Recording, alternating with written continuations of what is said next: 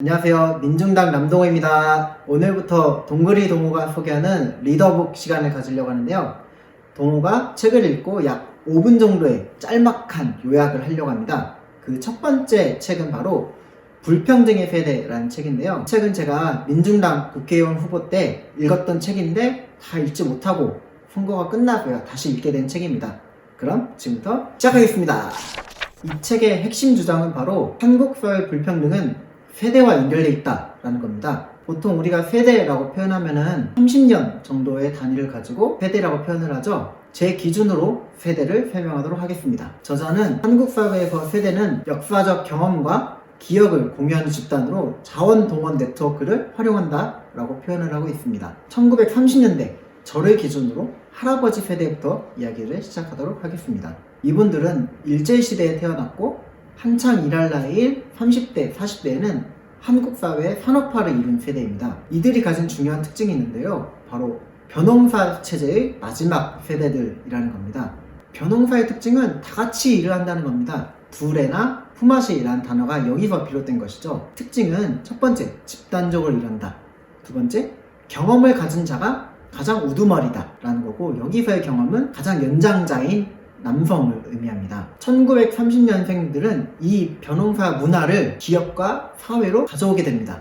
가장 연장자를 우선시하고 이들의 지위에 따라서 시스템이 굴러가게 되는데, 이들로 대표되는 것은 연공제 그리고 위계질서입니다. 여기서 연공제란 나이에 따라서 돈을 더 받게 되는 시스템을 말합니다. 1970년대 산업화 시대를 거치면서 부동산 값이 오르되고 이들은 강남에 땅을 사기 시작합니다. 일부만이죠. 그래서 이들은 일부만 부자가 됩니다. 저자는 조금 어려운 말로 표현하면 한국 사회의 최초의 자본 축적을 이룩한 세대다 라고 표현을 합니다. 문제는 이들이 가진 부를 자식들에게 되물리면 했다라는 거죠. 지금 우리가 말하는 금수저, 흑수저, 여기서부터 시작했다라고 저자는 주장합니다.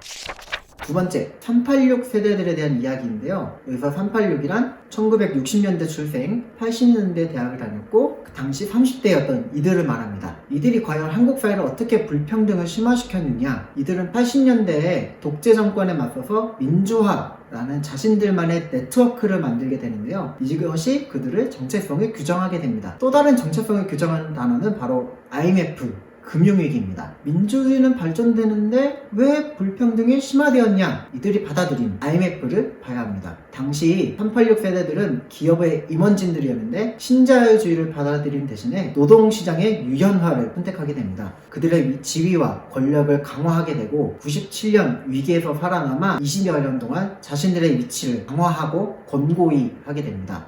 반면 기업의 임원진들이 아닌 다른 사람들은 노동시장의 유연화라는 정책을 통해서 비정규직이 되고 하청 노동자가 되어서 더욱더 불평등의 격차는 벌어지게 됩니다. 민주화를 만들었던 386 세대가 자신들의 네트워크를 더욱더 강화하고 신자유주의를 받아들임으로써 불평등을 더 심화시킨 것이지요. 이렇게 두 세대는 최초의 자산을 축적해서 부를 대물림하고 신자유주의를 받아들여서 자신들의 시장 권력 의 지위를 강화시키게 되는데, 여기에서의 가장 큰 피해자는 바로 현재를 살아가는 20대 청년들과 여성들이라고 저자는 주장합니다. 이 책의 특징은 불평등이 개인의 문제, 계급의 문제만은 아니다 라고 주장하는 겁니다. 역사적 맥락을 갖고 세대라는 프레임을 통해서 불평등이 심화된 이유를 찾고 있는데, 저는 이 책을 보면서 이제는 바뀌어야 된다라는 생각을 진짜 많이 했던 것 같습니다. 금수저, 흑수저는 이미 대물림이 되었고 가진 자들은 자신의 지위를 더욱더 공고히 하는 동안 온전히 피해를 받는 여성과 청년들은 과연 누가 책임을 질까?